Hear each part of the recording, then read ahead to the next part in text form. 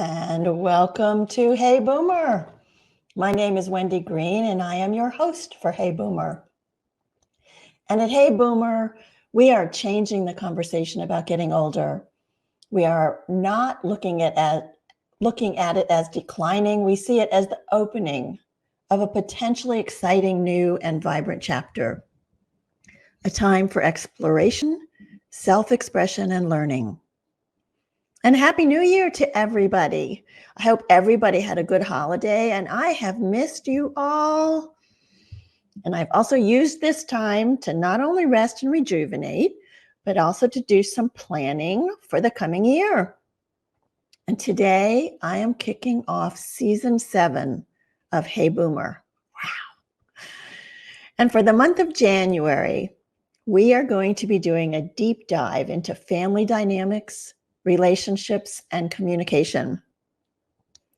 The show I did a couple of months ago with Dr. Joshua Coleman about parent-child estrangement had more downloads than any show we've ever done before. And that showed me that there's a lot of interest and a lot of hurt and a big need to talk about these things. And since I announced today's episode with Fern Schumer Chapman about sibling estrangement, I have received a lot of comments and emails from people who are struggling with similar situations. So I know this is going to be a well-received episode. So are you someone who loves your family members, but maybe you don't really like them? Well, you're not alone. We don't get to handpick our siblings, our cousins, our aunts, our uncles, even our parents, and we don't get to choose the family that we are raised in. Yet the dynamics of these interactions shape us and can influence the relationships beyond the family. For those of us with siblings, we understand the bonds formed through, childhood squabbles and childhood games and some of those family jokes that only resonate with people inside the family, and the shared history becomes an integral part of our identity. And we often romanticize family sibling relationships from storybooks and TV shows and movies where brothers and sisters embark on these great adventures, and they always seem to have each other's back. Yeah, maybe they have a little argument here and there, but they seem inseparable by the end of the show or the end of the story. However, real life dynamics, we know, can be remarkably different. I mean, modern day, take for instance, the royals, Prince William and Henry, or the decade-long estrangement that Julia Roberts and her brother Eric had, and even Hollywood legends and sisters Joan Fontaine and Olivia de Havilland remained at odds for over 4 decades.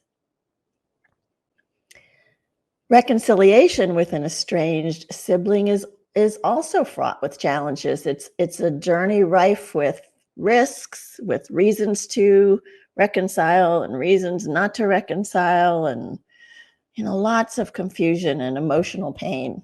So today I'll be talking with Fern Schumer Chapman about her estrangement and reconciliation with her brother, and what she has learned not only through her own experience, but also through the research that she's done in writing the book, Brothers, Sisters, Strangers, Sibling Estrangement and the Road to Reconciliation.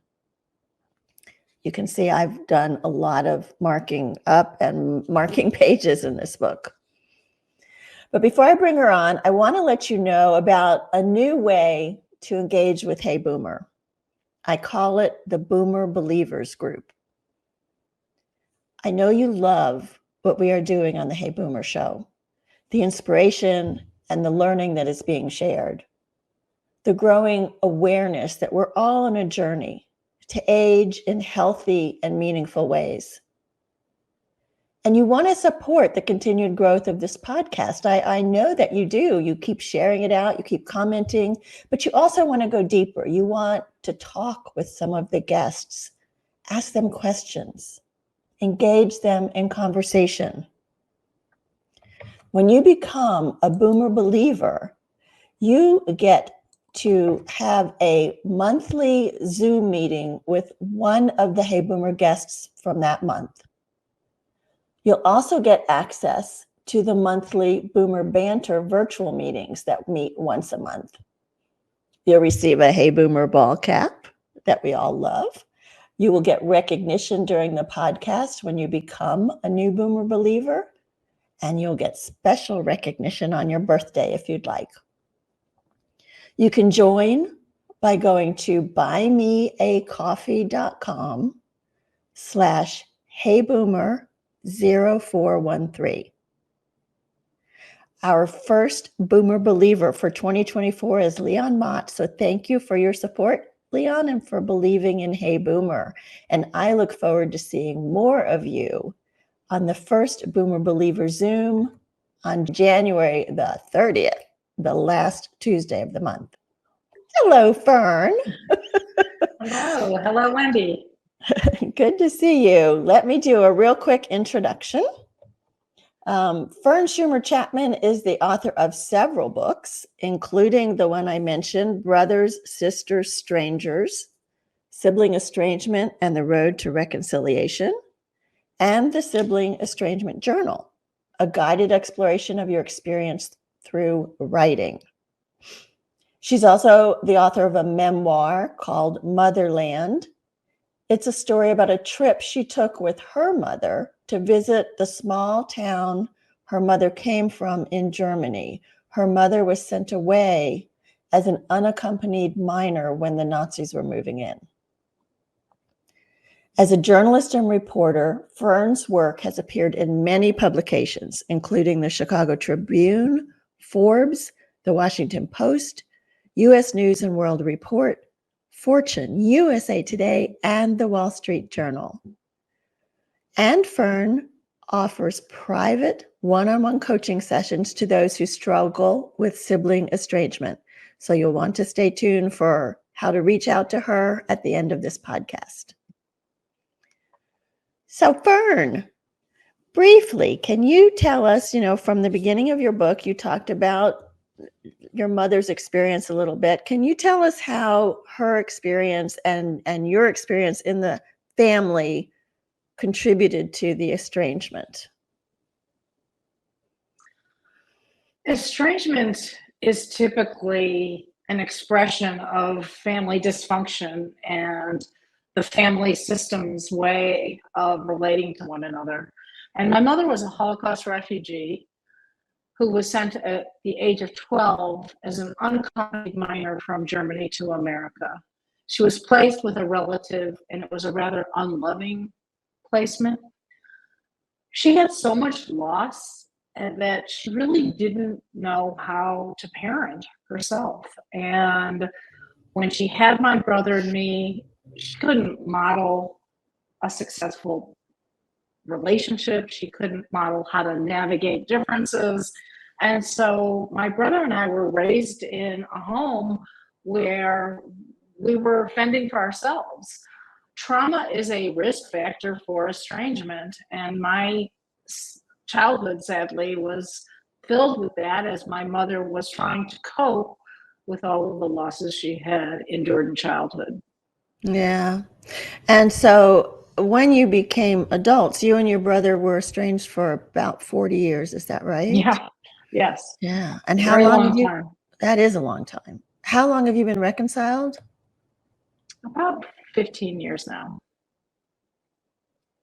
So you're not a psychotherapist, and you did not set out to be a sibling estrangement specialist. No, and I was pretty overwhelmed myself with the problems. So this has all been kind of a trying to build the airplane as I'm flying it. Wow. So tell us about the journey of writing this book, of doing the research and living through it. Well, estrangement affects every family member. And my father had passed a while ago, and my mother was caught in the middle of this thing. And my brother had struggled with all sorts of issues alcoholism and depression for a long time. And my mother had a limited relationship with him and stayed in contact, but he really did not want to keep a close connection, in part because he was hiding his vices. And so one day my mother called him and discovered he sounded horrible. And she then didn't know what to do. And so she left a voicemail on my phone and asked me to step in and intervene. Now, this seemed like a preposterous request to me because I had not had a civil conversation with him in decades. I saw him at Right. funerals and weddings, and they sort of eyed each other across the room, but that was the extent of it. Yeah.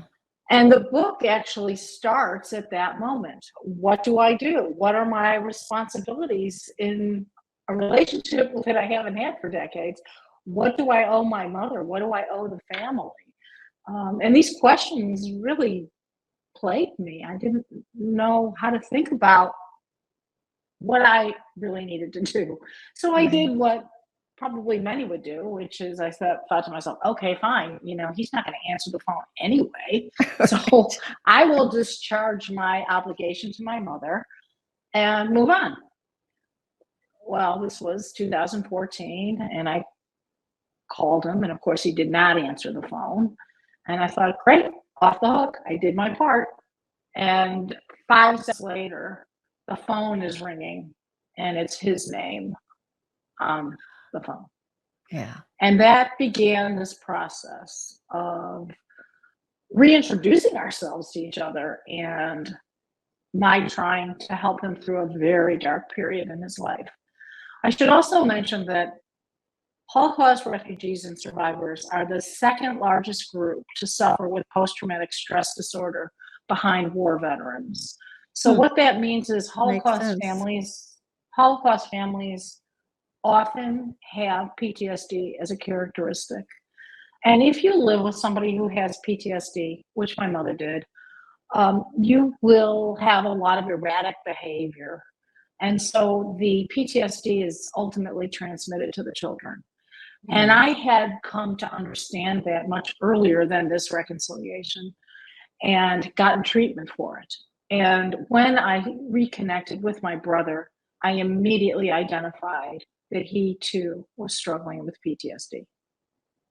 So is that a common risk factor of estrangement? Some kind of PTSD or trauma? Trauma is a risk factor for estrangement. Mental illness is a risk factor for estrangement. So to answer your question, yes, and PTSD was our situation. Yeah. So you must have felt an awful lot of anxiety when you picked up that first phone call of like, oh my gosh, what do I even say to him after 40 years? I I mean, did. how And did you then, get of course, started? hearing his voice and realizing how deeply he was into the depths of depression absolutely frightened me. And my first response when I recognized that, and I do portray this in the book, was, oh my gosh, forget the estrangement. What can I do to help? Okay. Because nobody wants to see anyone, specifically a sibling, go through that kind of darkness.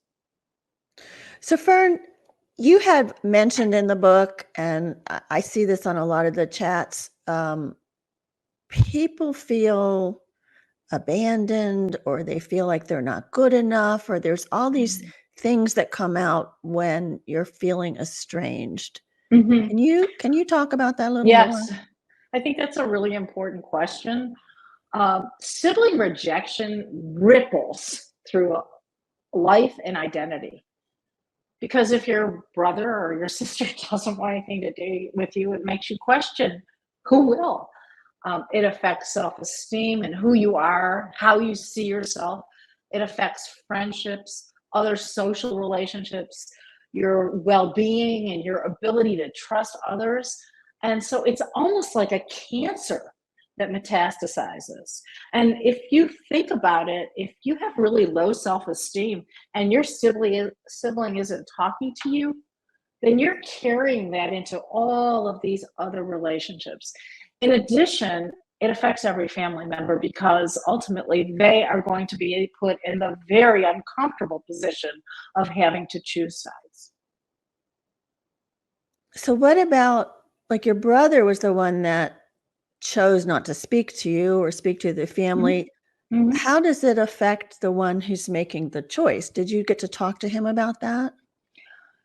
Yeah, I mean, I think there are a lot of misconceptions about why somebody chooses to cut off. And one of the problems is the person who is actually shunned has no information Mhm. and is essentially rendered voiceless. If I did something wrong, I don't know what it is, and I can't take responsibility for it and apologize because you're not talking to me. So I'm Right, in an untenable situation. right. In the case of the shunner, there are lots of reasons people cut off. And I think it's really important right here to say that there are some relationships that are simply too toxic to sustain. If there's abuse, if there's violence, if there's chronic hurt, it may not be a good idea to pursue a relationship with this person. And that's something each sibling needs to evaluate for himself or herself. But there are all sorts of reasons. The reasons I thought that my brother cut me off had nothing to do with why he cut me off. And I carried that burden for decades. Every morning I'd wake up, I'd look in the mirror and think, what did I do? How can I fix this? And by the Yes. way, ruminating is a very, very common response. So people get caught in this loop thinking and blaming themselves. And really, it can be based on something that's not even there. And in the case of my brother, there were a lot of reasons he cut me off, and they had nothing to do with me. And that's part of what made it so hard for you from what I was reading. You're like, I don't know what I did, but he also wouldn't talk to you, so you just kept making up these stories about what you Right. think it was. Right. The brain is a problem solving machine, and we're trying to connect the dots. And of course, if you don't have many dots to connect, you're going to fill them in. And that's what I was doing.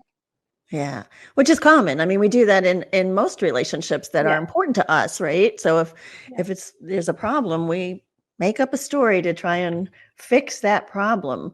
So there's a difference, right, between like sibling rivalry and sibling distancing, which is what my brother and I do, and sibling estrangement. Mm-hmm. Mm-hmm. Okay. So you did mention some of the risk factors. Is sibling rivalry, I mean, that's normal, right? We all have sibling rivalry if we have siblings. There's rivalry, and then there's abuse. And you know, there's parental favoritism. There's all sorts of risk factors that start to play into this. Yeah, their competition is normal and natural between siblings, but it has to be managed, particularly by parents. And I'm often asked, you know, what can parents do to prevent sibling estrangement? Well, number one, stop favoring one child over another. Number two, model how you negotiate differences. Because if kids don't have that training as children, they get to be adults and they have no way of bridging the abyss. Yeah. So if I came to you as a client and said, Mhm. I can't manage my relationship with my brother. Every time I see him, he's poking me, egging me on with these Mhm. political differences. Mhm. I don't think he's capable of having a conversation. How Mhm. would you advise me? I mean, how would I even Well, start? you have several choices. I mean, the estrangement comes in all shapes and sizes. You can completely cut off and have nothing to do with them, which, by the way, is very difficult to sustain because there's a lot of family pressure to keep these relationships going. You Right. can have a limited relationship, which is where you are largely functioning or discussing very superficial topics. how about those Cubs? You know, Right. where are you traveling? You know, Yeah. What's the what's the weather where weather you where are? you Yeah. are? Yeah, exactly. You just keep it on this really superficial intimacies, I would call it. Um, and that's something that I think a lot of us do. We all have our fingers on the dial of intimacy anyway. So how much are you going to let in? You know, and you Right. have to assess, is this person safe for you to open up to? And maybe not. And so, you know, that's another possibility. Um, a lot of times I say that I think you need to factor into the children. What is best for the children? There are cousins involved often. And it's important to think about, if you cut off completely from the sibling, what happens to your children? You know, one of the things that was so painful to me is I was no longer a sister. I was no longer a sister in law. I only have one brother. I had no nephews because my nephews were cut off from me as well. And my children on my side had no cousins. And so the loss is enormous. It becomes a whole branch of the tree. Yeah. And you talk about the fact that your kids had different reactions about you even bringing your brother back into the family, even in a limited way. Right. There was a lot of, I mean, just because I was willing to try this, that didn't mean they were willing to try it. They felt betrayed by him. They were furious and they wanted to protect me. And so this created its own problem. And as one of my children said to me, you know, you can't expect us to stop and turn around on a dime. So it's a Yeah. very complicated experience to try to reconcile. So let Yeah. me, there are a couple of things I wanted to interject here. You know, I think if you're considering your reconciliation, you have to ask yourself some important questions. And one is, why is this relationship important to me? And not to my family or to anyone else, but to me. Does my Mhm. family member want to resume this relationship? Because you can't do it alone. You know, you may want it, but he doesn't. So that's another set of problems. Can I set aside the anger and the pain and the resentment that led to the break and change this pattern of relating? Do I want to resume the relationship even if we can't change it? And that's Yeah. another complication. And do I really have the time and energy and emotional resilience and support of the loved ones to reconcile and rebuild the relationship? Yeah, and I think all of that's important. One of the people that reached out to me was talking about visiting her brother and how he was constantly berating her the whole time she was visiting. And she immediately slipped into this defensive mode. Mhm. So the cycle continues, right? So Mhm. what if one person decides, I mean, she still sees him, I still see my brother, but what if one of us decides, okay, we're going to handle this differently, um, not get hooked in, not feel defensive, not respond. I mean, how do we do that though? They push our buttons. Well, these are complicated relationships because they are rooted in childhood. And so there is a tendency to regress. And it's very important to identify your triggers before you even go into this situation and try to anticipate what buttons are going to get pushed. Which is, it's a very challenging experience. And as you know from reading the book, I struggled with this all the time. And I was constantly overreacting to things he said and did because I have this long history with him and a lot of anger. Yeah. So, you know, and I think what's interesting about reconciliation is that you are trying to rebuild a relationship in the wake of betrayal and mistrust. Now, that is not easy. That is not easy. And I think setting the expectation for what it could be is probably important as well, right? You're probably not going to be best friends again. No. And, you know, you and I were talking about this before. It's these relationships wax and wane, whether you're distant in a regular sibling relationship or if you're trying to reconcile. And my brother and I have now been reconciled for 15 years. And it's not smooth sailing. There are certainly moments when we lapse back into the same old patterns.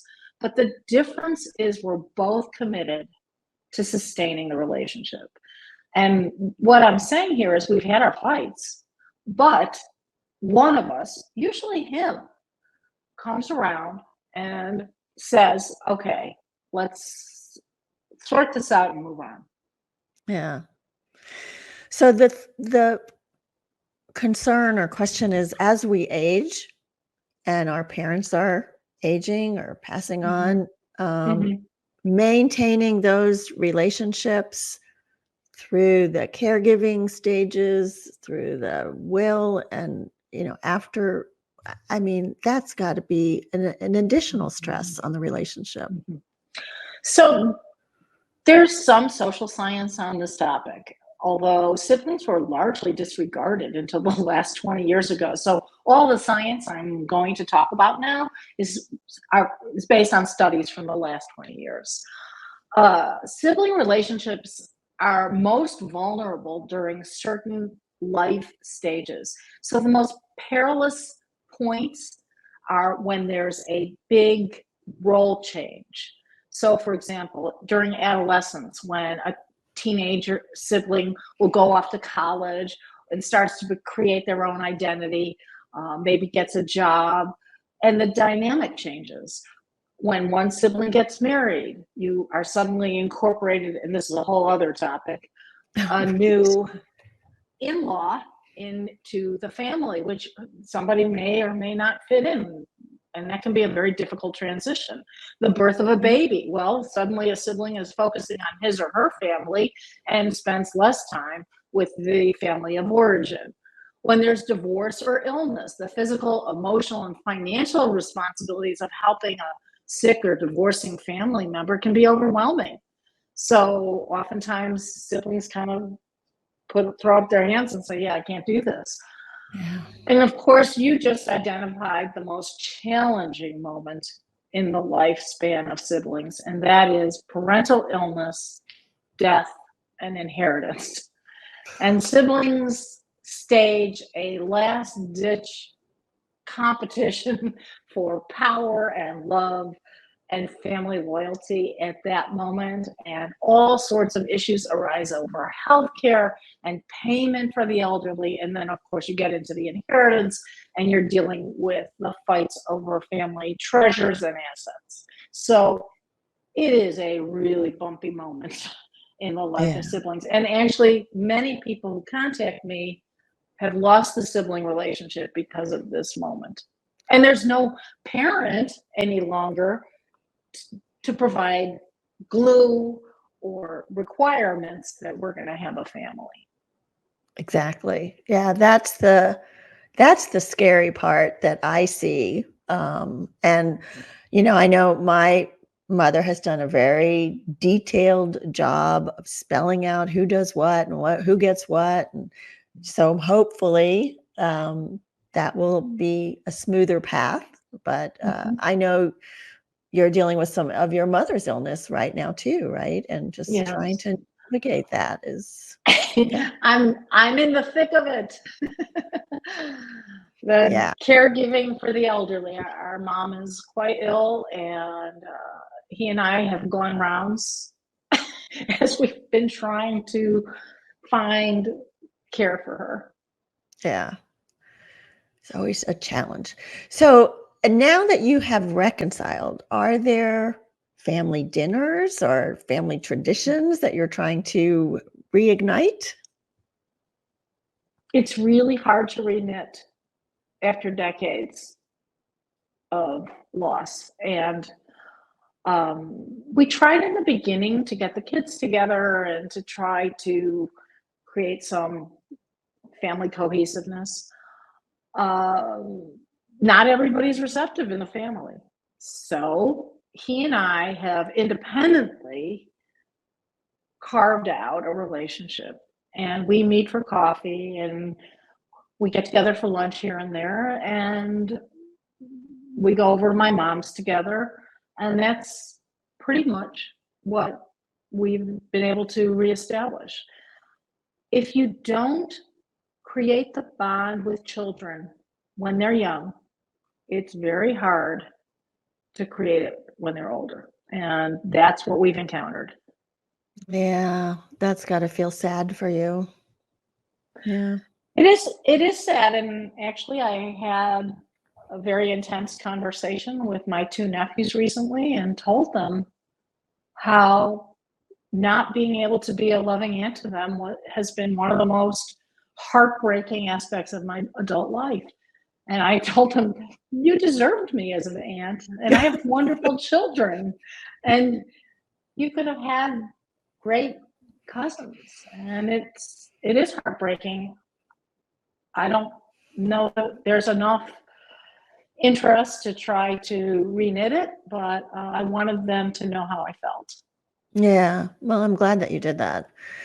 So when I think about,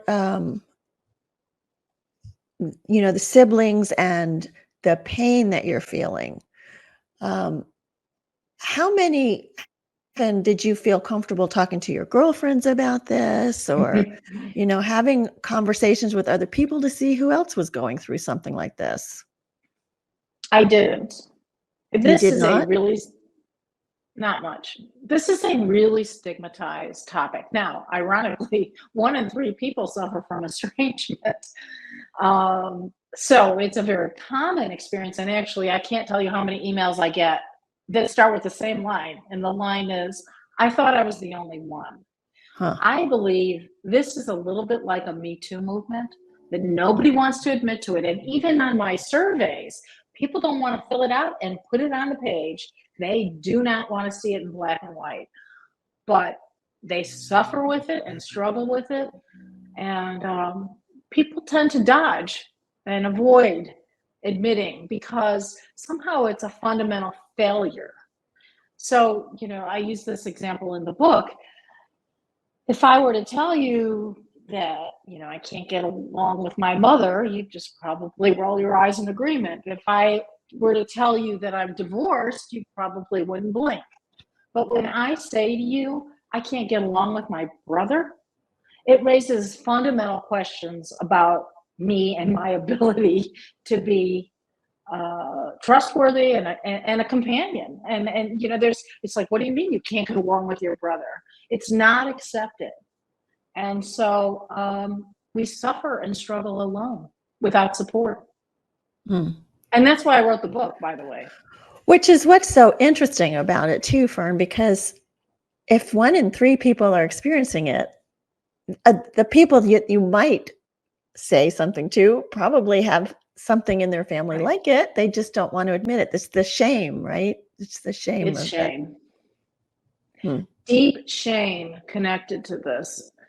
And it's especially shameful in some of the immigrant cultures because there's more of an expectations for family cohesiveness. You mentioned in the beginning of this conversation the PTSD and the work that you and your brother did. Can you talk about that a little bit? Because I think that would be helpful to people listening. So when I was diagnosed with PTSD, I researched to try to find innovative ways to address the problem. And I discovered neurofeedback. Neurofeedback doesn't care whether you're depressed or anxious or you have PTSD. What it does is it has this enormous database of what normal brainwave patterns look like. And the brain is almost like a muscle where you can change your brainwave pattern. And so through neurofeedback, and we can talk if you want about in detail about this, you retrain your brain to match the norm and therefore reduce the PTSD symptoms. And this treatment was extraordinarily successful for me and ultimately successful for him as well. Yeah, but it wasn't easy to get him there. Well, he was fairly desperate at the point where I got him.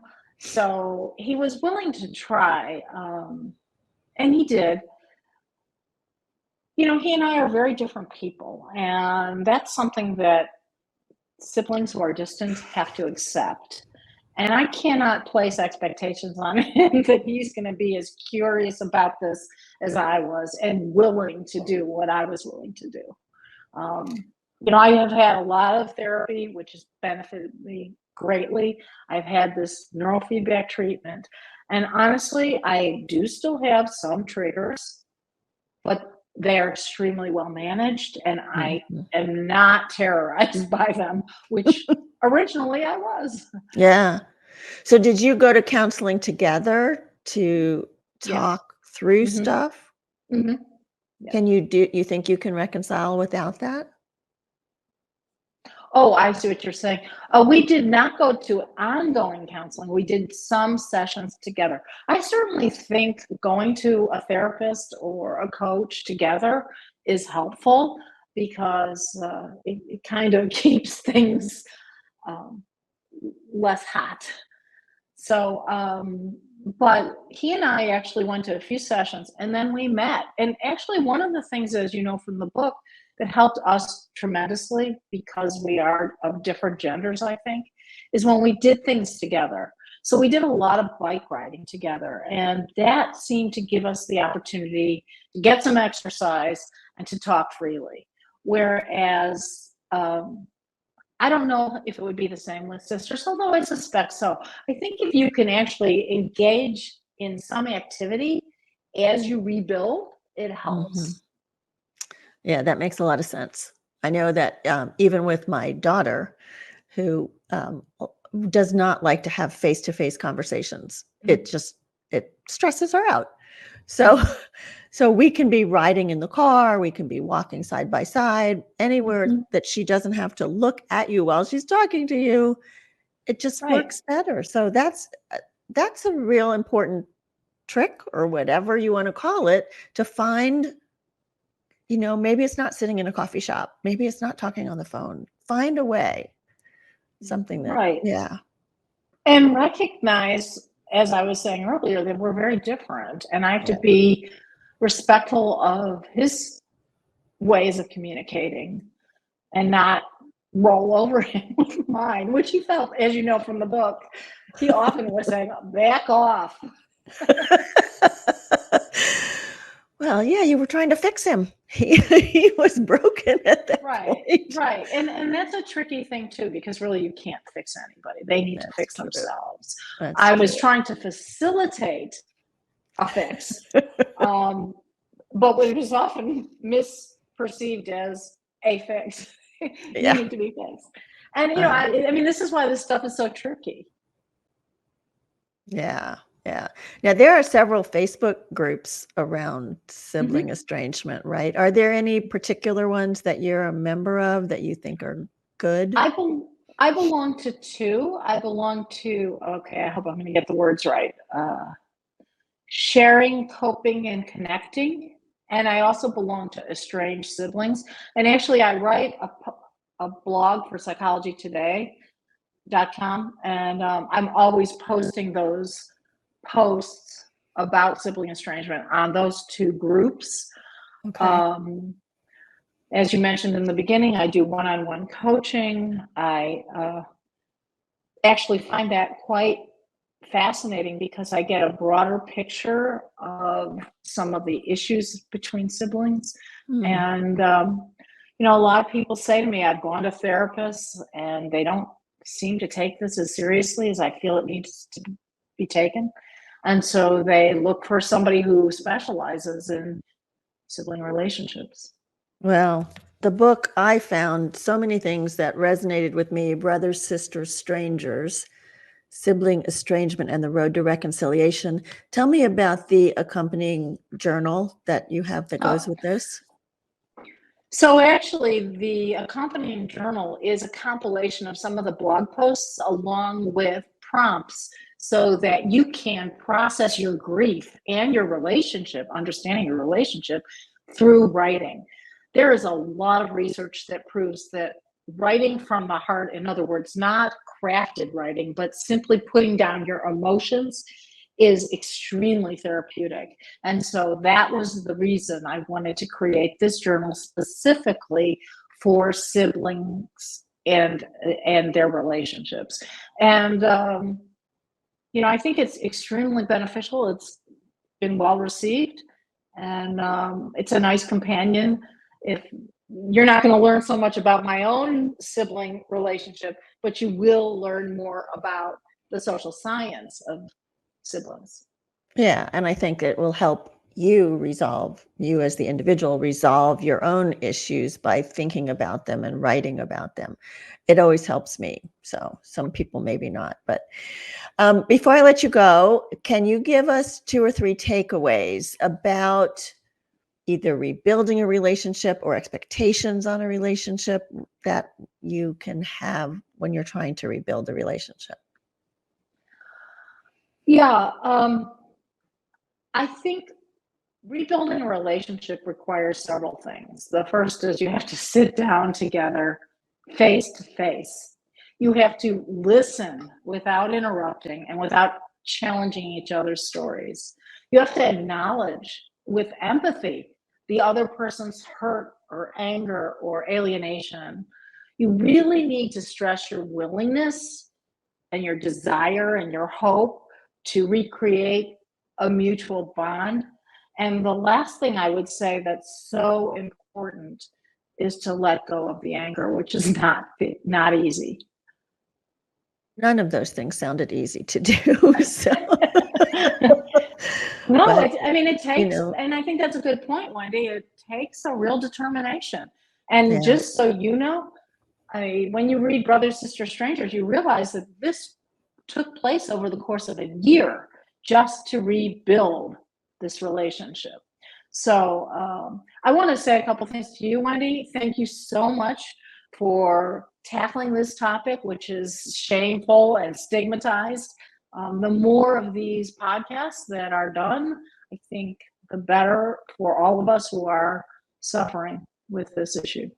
Yeah, well, that's my hope. So thank you, Fern, for what you've brought to us today.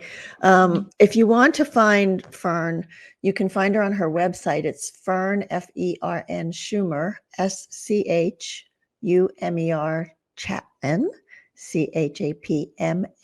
Chapman.com. This will all be in the show notes. And that's where you'll find her blogs as well. And she also graciously is sharing her email with us. And that is Fern Schumer at gmail.com. So let her know your thoughts on this topic and what you took away from this.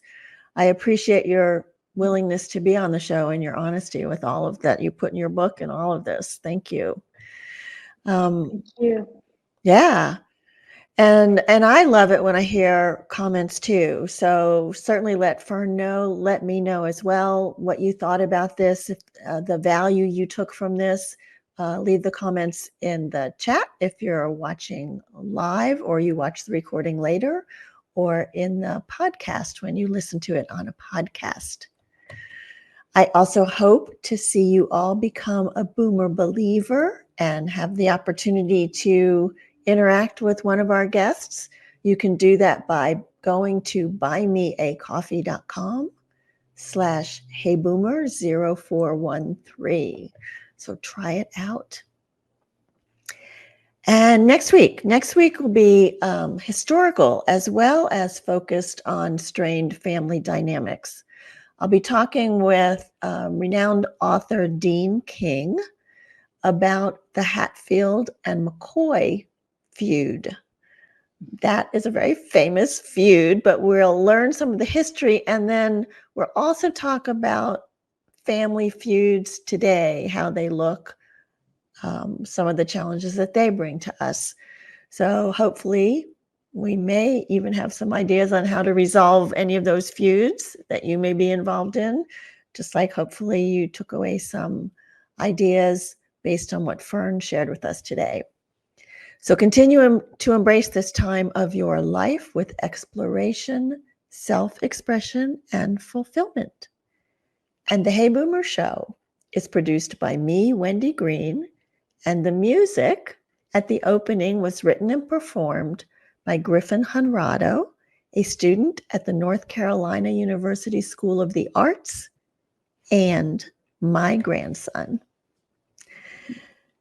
This has been Hey Boomer. Thank you for listening.